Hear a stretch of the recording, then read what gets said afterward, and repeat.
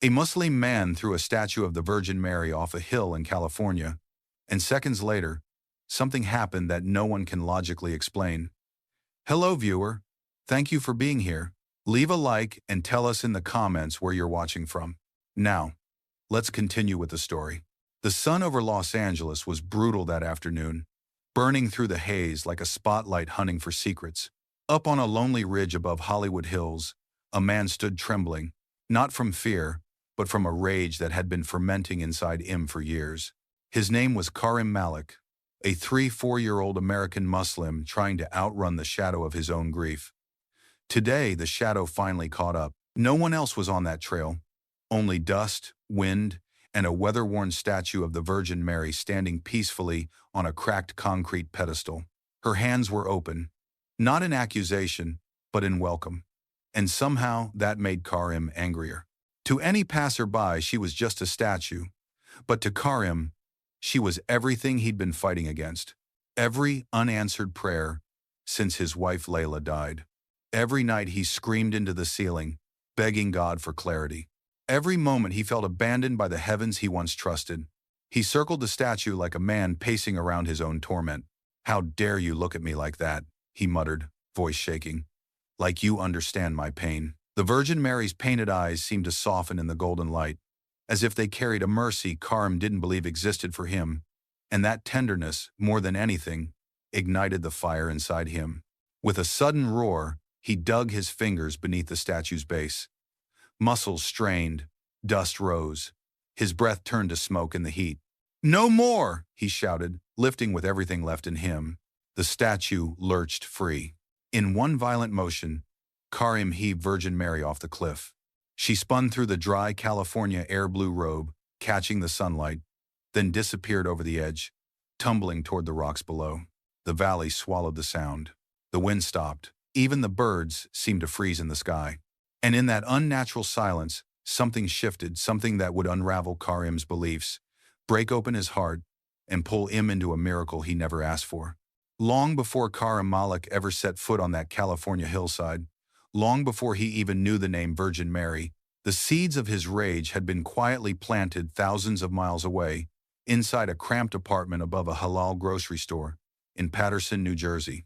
Karim was only 6 when he first heard his father's warning.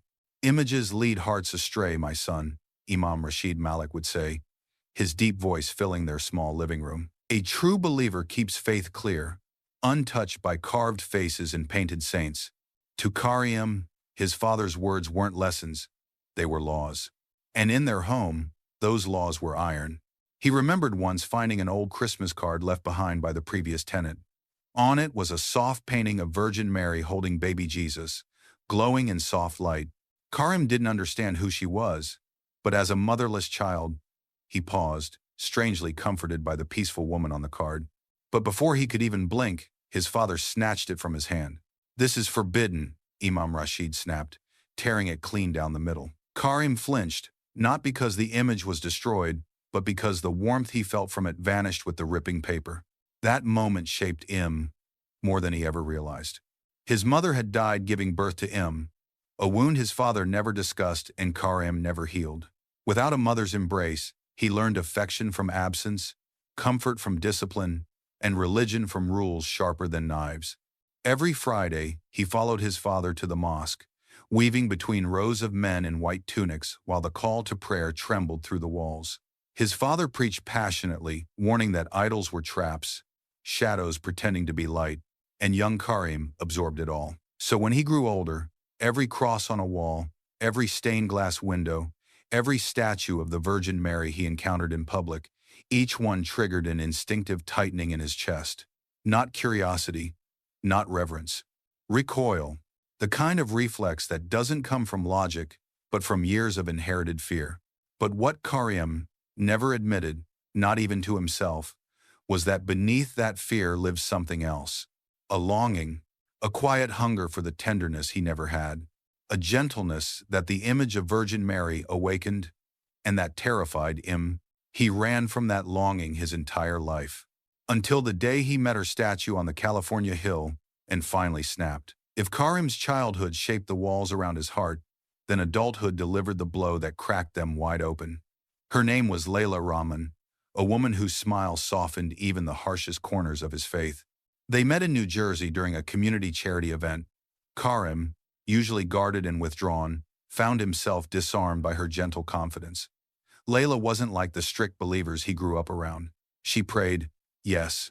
She honored her faith deeply, but she carried a tenderness that Karim didn't know could exist inside religion. Where his father used fear, Layla used compassion. Where his father preached rules, Layla spoke of mercy. And for a man who had spent his life starving for the comfort of a mother's embrace, Layla felt like sunlight after a decade of winter. They married quietly, a simple ceremony with family and close friends. For a brief moment, Karim believed God had finally given him the healing he'd begged for. For the first time in his life, he felt chosen, seen, loved. But sometimes, heartbreak doesn't strike like lightning. Sometimes it arrives on an ordinary afternoon, on a highway Karim would come to hate for the rest of his life. Layla never made it home that day. The police described it as a tragic collision on the New Jersey Turnpike. A truck skidded on black ice, a chain reaction. Layla's car was caught in the middle. It all happened in seconds. But for Karim, the aftermath lasted years. He remembered standing in the hospital hallway, every fluorescent light flickering like judgment, while a doctor shook his head. He remembered gripping the fabric of his shirt because it was the only way to hold himself up. And he remembered whispering to God, one last time, please bring her back. Just this once. But heaven stayed silent. At the funeral, people said cliches. She's in a better place. Allah knows what's best. But each phrase felt like a knife twisting deeper. Karim didn't want a better place. He wanted her. The grief didn't just break him. It hollowed him out. And in that empty space, bitterness took root. Toward life. Toward heaven. Toward every symbol that promised comfort, especially the gentle face of Virgin Mary, who seemed to offer the very tenderness he'd been denied. Karim didn't know it yet, but Layla's death would eventually lead him back to that tenderness in the most unexpected way. After Layla's death, New Jersey became a graveyard of memories. Every street, every restaurant, every whisper of winter wind reminded Karim of a future he'd lost. So he ran. Not from people, but from the ghost of the life he once had. California felt like the farthest place from that pain. He rented a tiny studio apartment in East Hollywood, the kind where the walls were thin enough to hear neighbors arguing but thick enough to trap loneliness inside. By day, he stocked shelves at a corner market. By night, he lay awake staring at the ceiling fan, waiting for sleep that never came. California was supposed to be a restart, but instead, it became a confrontation. Unlike New Jersey's tight-knit Muslim neighborhoods, Los Angeles was a kaleidoscope of beliefs. A church on one corner, a Buddhist temple on the next, Christian radio fading into Spanish hymns as you turned down Sunset Boulevard. Symbols of faith were everywhere, especially images of Virgin Mary, murals of her on brick walls, little shrines outside Mexican homes, rosaries hanging from rear-view mirrors on the bus. For most people, these were signs of hope. For Karim, they were sparks thrown into dry wood. Something in her calm face, her open arms, made his chest tighten as if she offered a comfort he believed heaven had denied him. One evening, needing to escape the noise in his apartment, Karim followed a hiking trail up the Hollywood Hills. The sunset spread across Los Angeles in gold and violet, painting the city in a softness he hadn't felt in months. For a moment, he almost breathed freely, until he saw her. On a small concrete pedestal near the overlook stood a statue of the Virgin Mary, weathered by time, robe faded from sun, but unmistakably gentle. Wind rustled the eucalyptus trees around her, making her look almost alive. Karim froze. It wasn't anger at first. It was recognition, almost like seeing someone he'd known in another life. Then came the discomfort, then the resentment, then the fury, bubbling under a surface he struggled to hold. He turned away quickly, but something in her painted eyes followed him, not accusing, but inviting. That terrified him more than judgment ever could. He left the hill that night with a storm forming inside him, a storm that would soon drag him back to that same statue and push him to the edge of an act he could never take back. That first encounter with the statue of the Virgin Mary should have ended on that hill. But things that touch a wounded heart never stay where they belong. They follow you home. That night, Karim lay on his mattress staring at the cracked ceiling, the image of Mary's face flickering behind his eyelids like an after-image burned too deep. Her calm expression did not feel peaceful to him. It felt invasive, as if she'd seen through the tough shell he'd built to survive Layla's death. And he hated that. To drown the feeling, Karim reached for what had always numbed him: the internet. He opened YouTube, TikTok, and obscure forums where self-proclaimed defenders of true faith ranted about the dangers of Christian images. The algorithm, hungry for engagement, fed him more and more extreme content. Videos with bold captions. Statues are traps of the devil. Destroy the idols before they destroy your faith. Virgin Mary is a deception meant to lead Muslims astray. Each video echoed the strict teachings of his father, Imam Rashid. Each phrase matched the fear Karim had been raised on, and each clip added one more stone to the growing weight on his chest. At 2 a.m., restless and sweating, he finally closed his phone. But the silence was worse. He drifted into a shallow sleep, and the nightmare began. In the dream, Karim stood again on the hill in California. The sky churned like a storm. The statue of Virgin Mary was larger, towering. Her eyes filled not with anger, but with a grief that pierced deeper than any accusation could. "Why do you fear me, son?" the voice whispered, soft yet thunderous. Karim tried to run, but the earth cracked beneath him. He saw Layla reaching out through the fissure. He saw his father shaking his head in disappointment, and he saw Mary arms extended, not to punish, but to comfort. "No!" Karim shouted, jolting awake. His shirt clung to his skin, drenched in sweat. His hands trembled. That dream, it wasn't a hallucination from grief. It felt like a confrontation, a challenge, a calling he refused to hear. But the more he tried to push Mary out of his mind, the closer she seemed to step toward him. By morning, one truth became clear. Karim Malik was losing the battle inside his own soul. And soon, the storm inside him would break wide open. 3 nights. 3 nights of sweating through nightmare after nightmare. Always the same woman in blue. Always those eyes full of a tenderness he couldn't bear. By the morning of the 4th day, Karim Malik felt like a man cracking from the inside. His grief, his father's teachings, the voices online, the silence of heaven, everything collided into a single unbearable pressure. And something inside him snapped.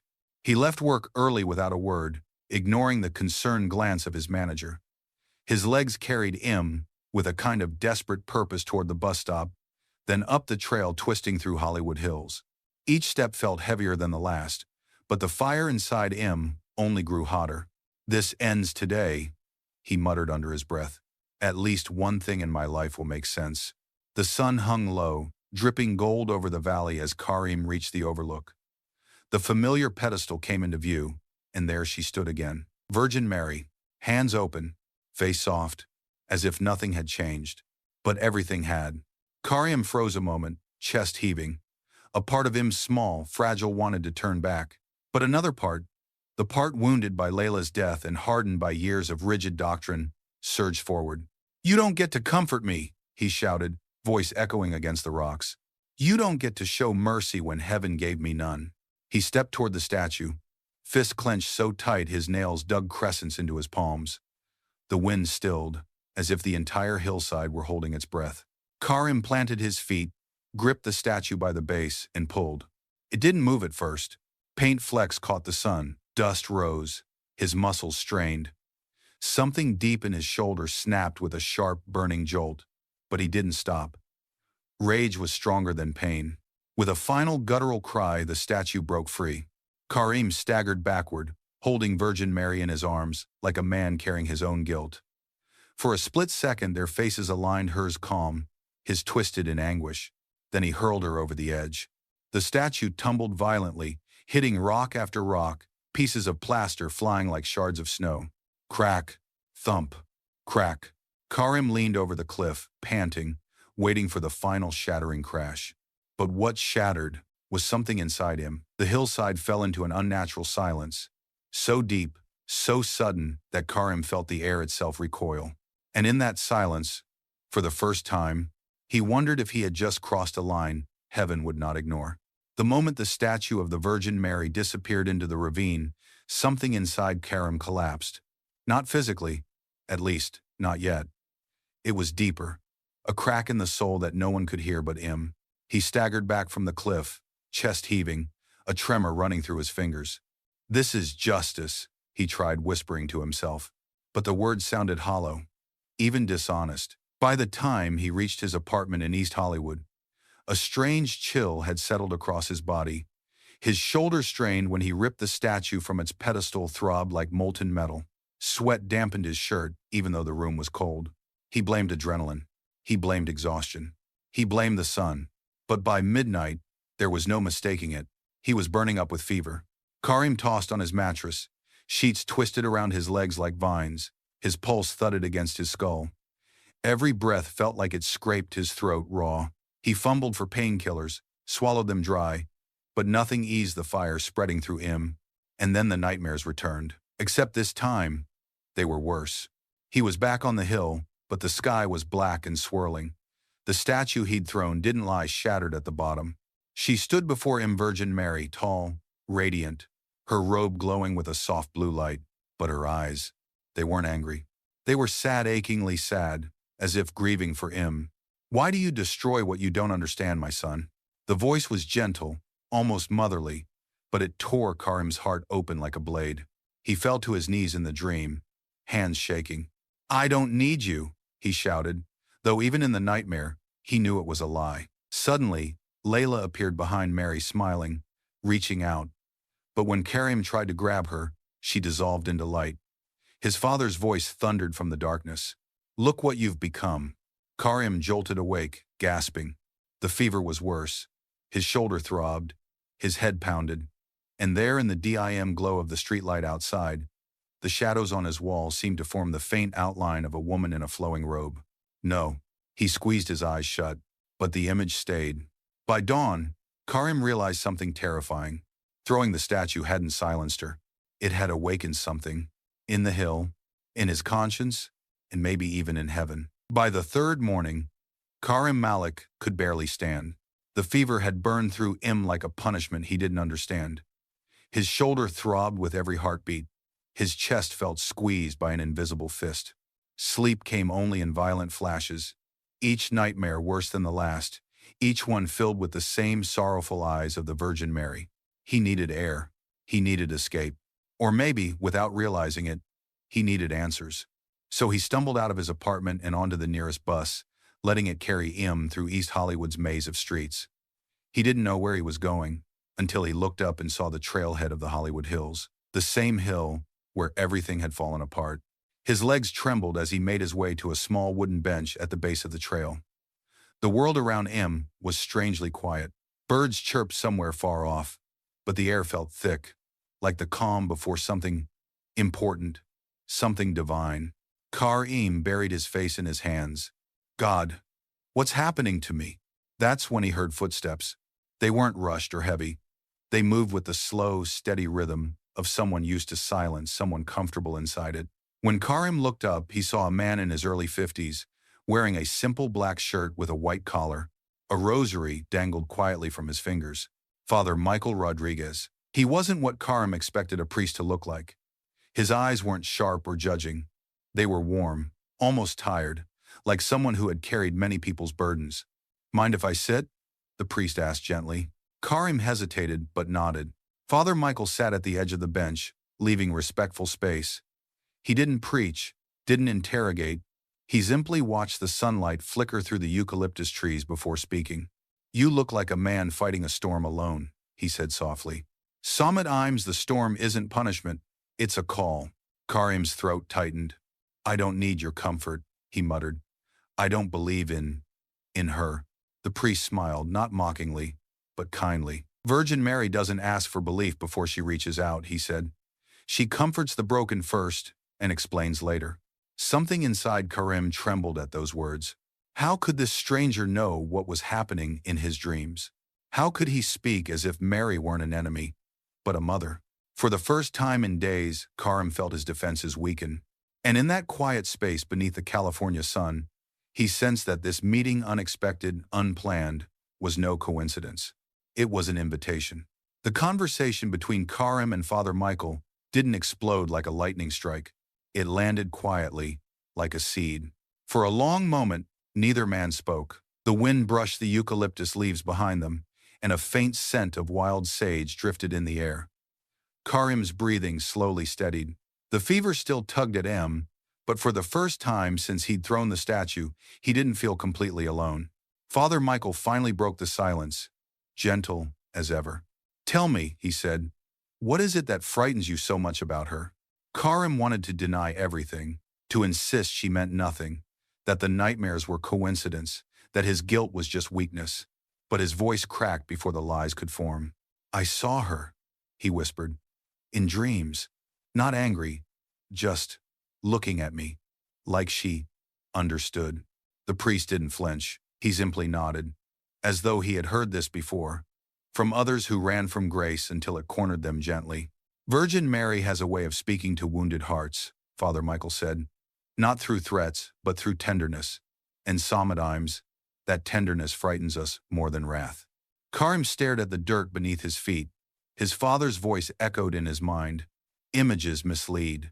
Statues deceive. Beware the woman in blue." Yet everything inside him rebelled against that old fear. It wasn't deception that haunted him. It was longing.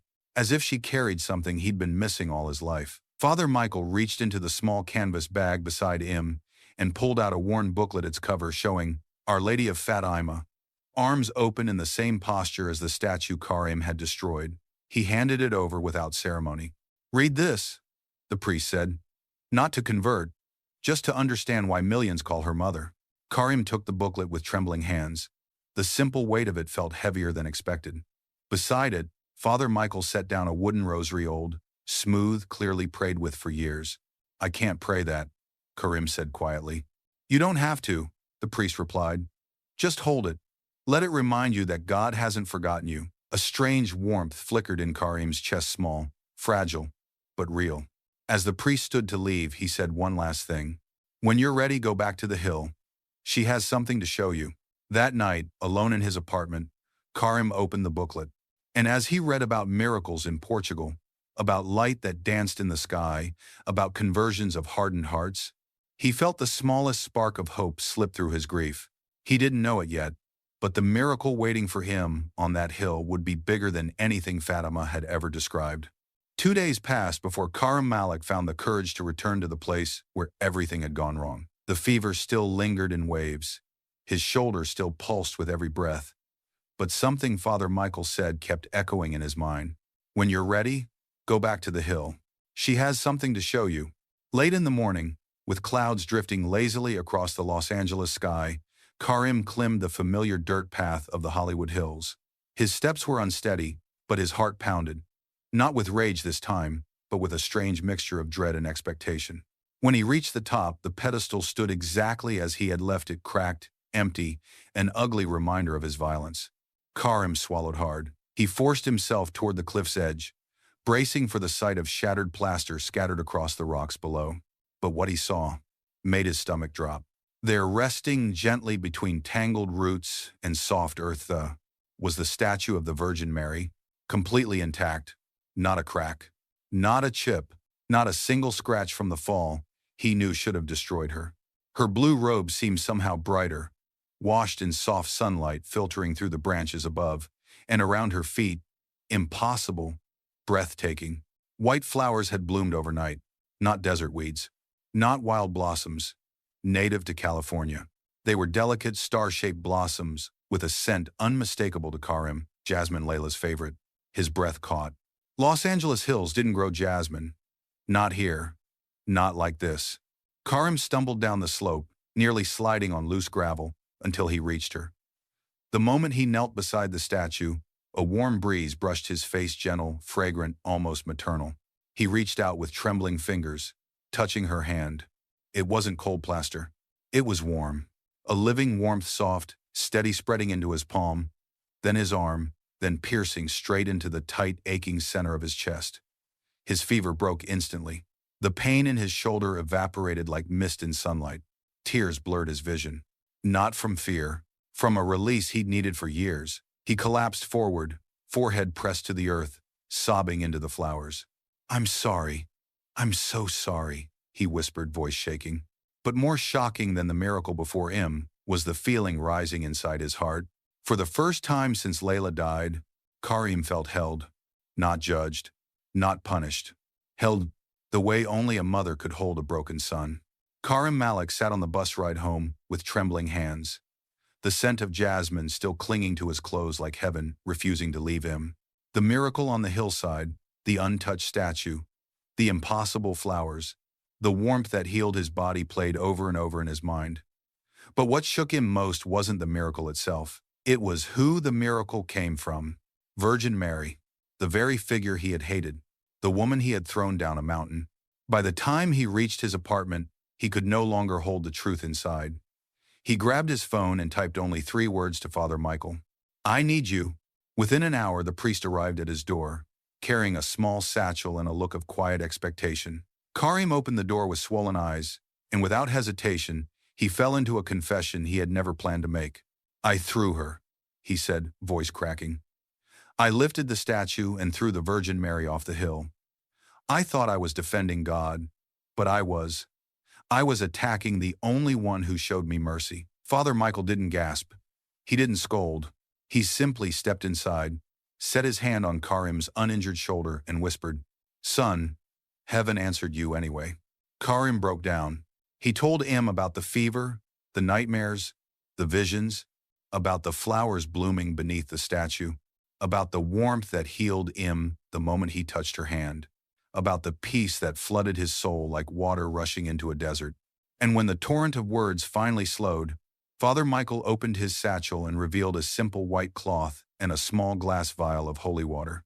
"Karim," he said softly, "if your heart is ready, the church is ready too. The Virgin Mary brings people to the one she loves, and she has brought you all this way." Karim swallowed hard. His father's stern voice echoed in his mind warnings, rules, threats. But the memory of Mary's warm, motherly presence rose stronger. "I want God," Karim whispered, "the God who sent her." "In that case," Father Michael smiled gently, "we begin tonight." Under the dim lamp of Karim's apartment, with the smell of jasmine still lingering unexplainably in the air, Father Michael poured holy water over his bowed head. "In the name of the Father, and of the Son, and of the Holy Spirit."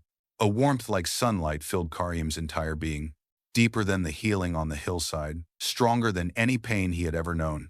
And in that quiet room, Karim Malik was reborn. In the weeks that followed his quiet baptism, Karim Malik was no longer the same man who once hurled a statue of the Virgin Mary off a California hillside. Something had shifted so deeply, so unmistakably, that even the people around him felt the change before he ever said a word. The nightmares stopped. The fever never returned. And every morning, as sunlight filtered through his apartment window, Karim felt a peace he had not tasted since Layla was alive. But Mary didn't heal him just to leave him silent. One afternoon, he met Father Michael at the foot of the hill again. Together, they climbed to the spot where everything had begun. The pedestal had been repaired, the statue carefully restored, and a small circle of white jasmine flowers, still blooming where no jasmine should grow, surrounded her feet like a crown of miracles. Karim knelt, not out of fear, not out of guilt, but out of gratitude. From that day on, he returned often sometimes alone. Sometimes with small groups of immigrants who, like him, carried old wounds and silent battles. Many were Muslim, some were skeptics, others simply curious about the man who claimed the Virgin Mary had saved him. Karim never tried to convert anyone. That was never his mission. Instead, he spoke of the mother whose arms reached across cultures, across religions, across borders. He told them, "Virgin Mary didn't take me away from God. She led me back to Him through mercy, not force." Word spread quietly through Los Angeles, first among the immigrant community, then among local parishes. Eventually online, where people across the world reached out asking the same question: how did a Muslim man become a witness for the Virgin Mary? Karim always answered the same way: "I didn't choose her. She found me on a hillside and showed me I was never alone." Today, Karim serves alongside Father Michael, helping newcomers, comforting the grieving, and guiding anyone searching for the same peace he once begged for. And every evening, as the sun sets behind the Hollywood skyline, he whispers a prayer to the Virgin Mary for unity, for healing, for the courage to keep telling his story.